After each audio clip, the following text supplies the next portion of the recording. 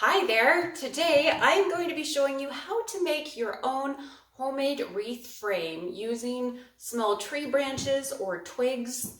I love this process because these will dry and you can use them year after year in your Christmas decor, or even if you want to do a spring or summer fall wreath. They're beautiful, they're all natural, which I love that. And if you don't want to fill your entire wreath with greenery or flowers or whatever you're using, you can leave part of it exposed and it will look gorgeous. So today I'm actually going to take you outside with me. We're going to go talk about different types of wood you can use, and then we're just going to go collect the material, and then we'll come back and make our frames. So let's get going.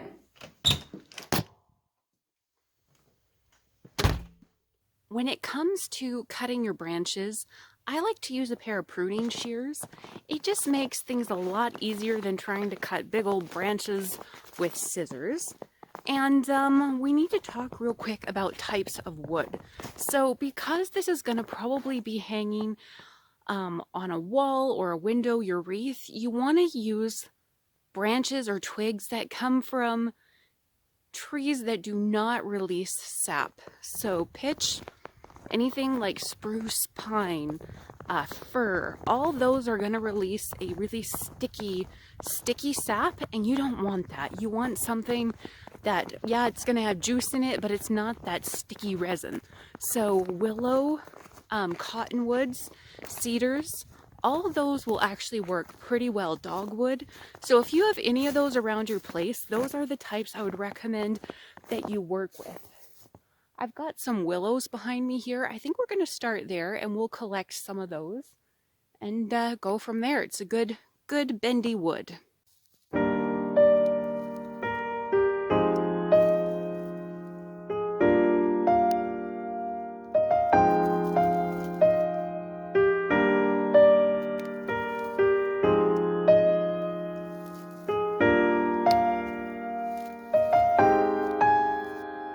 You don't want to get the ends of your wood too big, so this is my biggest point. You want to keep it small enough that they're pliable, so I don't go any bigger than like the end of my pinky is kind of my rule. All right, we've got some willows. Let's go behind me here and let's grab some cedar boughs as well.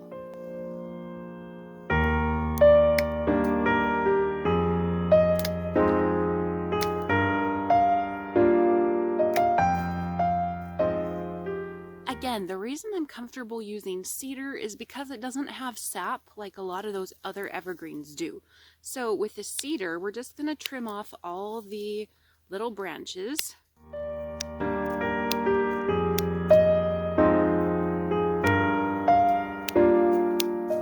it up to the end. We've got a really pretty sort of papery looking type of wood. So this is beautiful.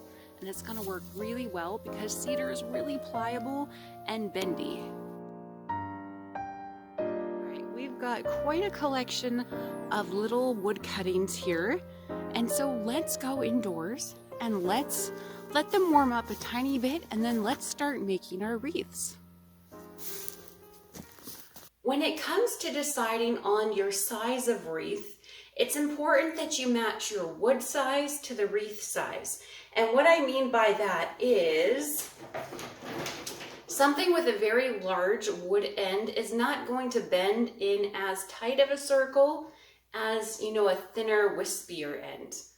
The bigger end's gonna break if you bend it too tightly, and so I like to save the bigger, thicker, like this, very chunky pieces of wood for the big wreaths, so you have more of a gentle arching circle instead of a really tight one. If you're creating a very tiny wreath, you can just take one big stick, pre-bending your wood a little bit, especially when you're working with a larger end, can really help it'll help avoid breaking the wood.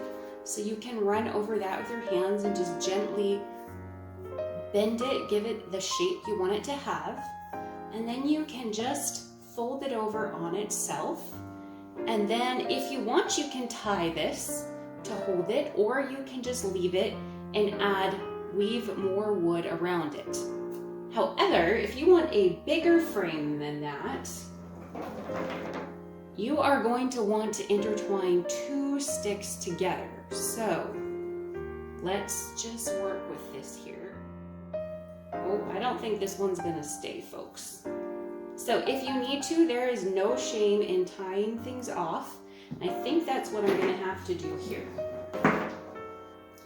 To hold your wreath together, I would love it if I could truly kind of weave and intertwine things well enough that I didn't need anything to hold the pieces together, but I do. It's way faster, it's way easier, and if you're gonna be covering most of the frame anyway, you might as well just tie things up. So here I'm gonna be using a sort of a cotton twine. Technically, you should be using floral wire for this, but I don't have any in my house at this time, so I'm gonna be using this cotton string.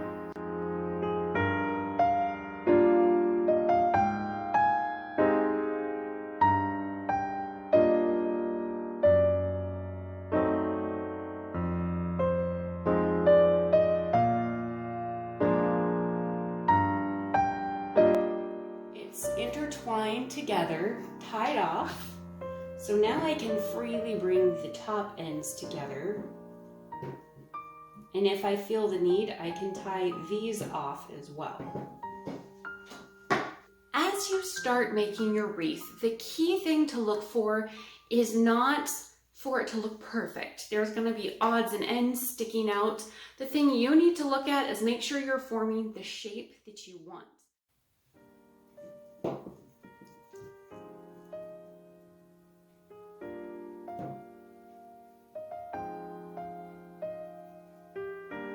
Now, whether you're using floral wire or string, go ahead and give it a couple rounds just to make sure it's gonna stay. And then we'll just knot it.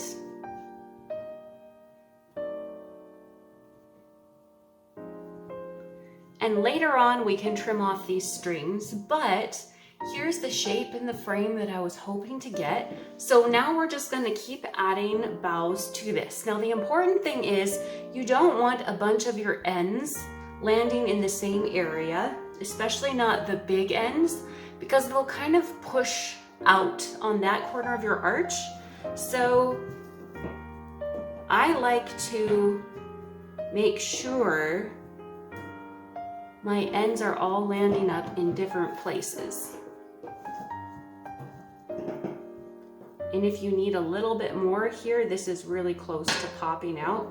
So I'm just gonna pull it through a little bit further so that this is landing underneath.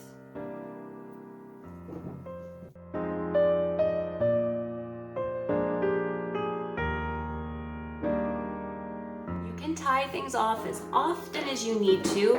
And if you're having issues with your branches breaking, not only does pre-bending them help, but you can also go ahead and lead with the end here. So instead of grabbing it here and trying to force it through, grab your end and just work with the end. Oh, here we've got 2 ends landing in the same spot, so I'm gonna undo, whoop, and did the wrong one. We're gonna undo this one.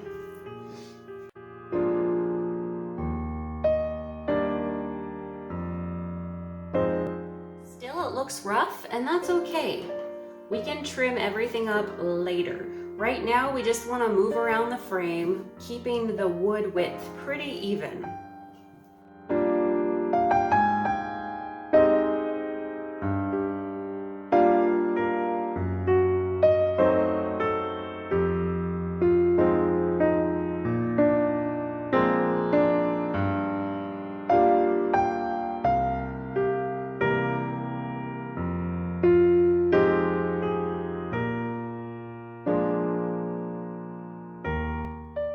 Sometimes you can force your ends between the branches and you shouldn't have to tie off quite as much.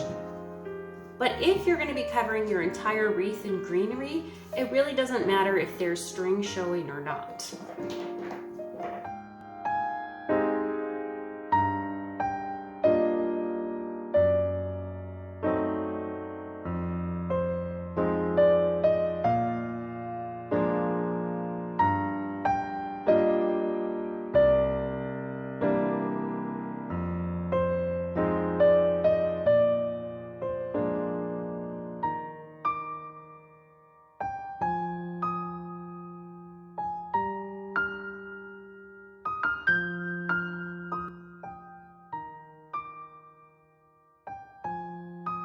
frame looks a little rough, but now we're actually just gonna go in and trim off all those ends.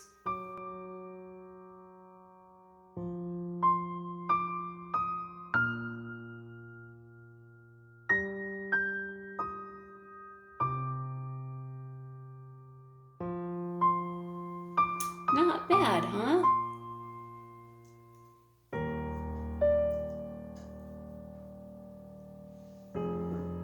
Now I get to have the fun of decorating all of these beauties. So I hope you guys enjoy your day and enjoy the video tutorial, and hopefully it inspired you and give you a few ideas of things you could do in your home this Christmas. All right, folks, we'll see you later.